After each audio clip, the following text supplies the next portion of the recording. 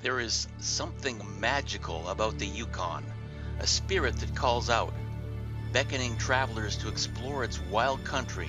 One of the best ways to do that is by paddling a canoe on the Yukon. Located north of British Columbia, west of the Northwest Territories, the best way to begin your adventure in the Yukon is to fly into Whitehorse. It's about a 4-hour flight from Vancouver. The scenery is great, and before you know it, you're in the Whitehorse Airport, picking up your bags, getting set for the next part of your journey.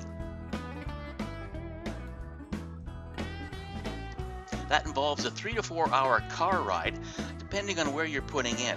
Much of the trip runs along the Yukon River. We're putting in at Minto and paddling about 500 kilometers in 3.5 days, finishing up in Dawson City.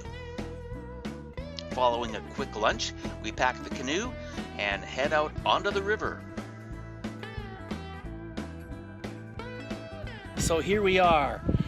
We've just set out from Minto. We're paddling the Yukon. It's a 4-day trip,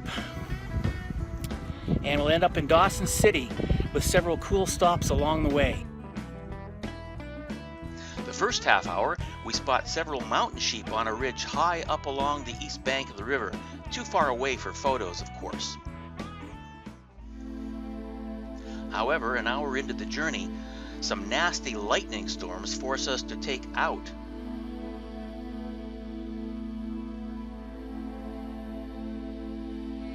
An hour's wait, and we're back on the river, paddling north once again. During our trip, we passed the mouths of many rivers that empty into the larger Yukon.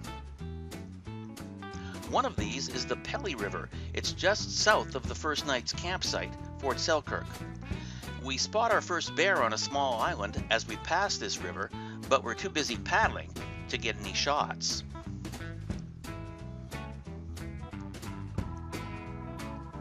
Fort Selkirk is an old abandoned settlement, now a historic site, and it provides our first night's campsite, as well as a great view of the river from the bluff it sits on.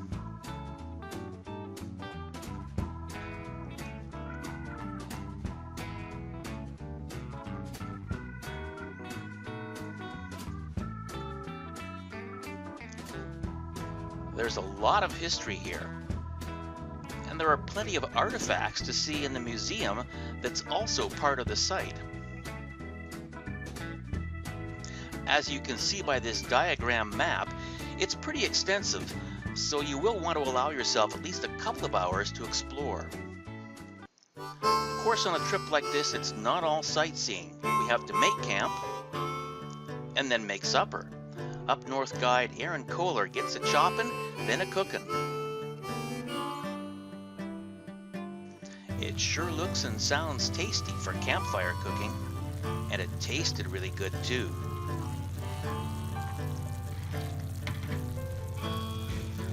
After a night's rest, we get ready to head back out on the river. But we let this guy go first since he's a little bigger.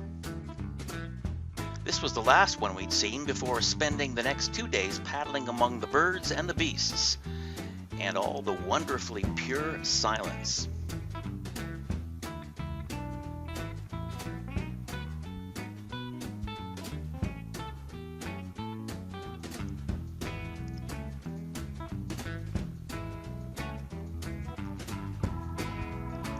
Some days we did get really close to some birds, like this flock of Canada geese feeding near our last day's campsite.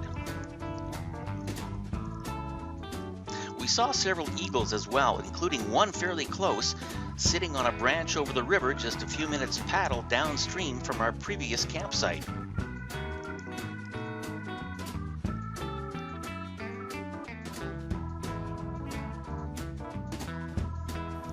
Before we realize it, we have paddled to within sight of our final destination. That white spot on the side of the mountains marking a long ago landslide sits right above the community of Dawson City. As we pull into the dock, we find a boat coming out with a little more paddle power than we have. But seeing that kind of boat really does say, "Welcome to Dawson City."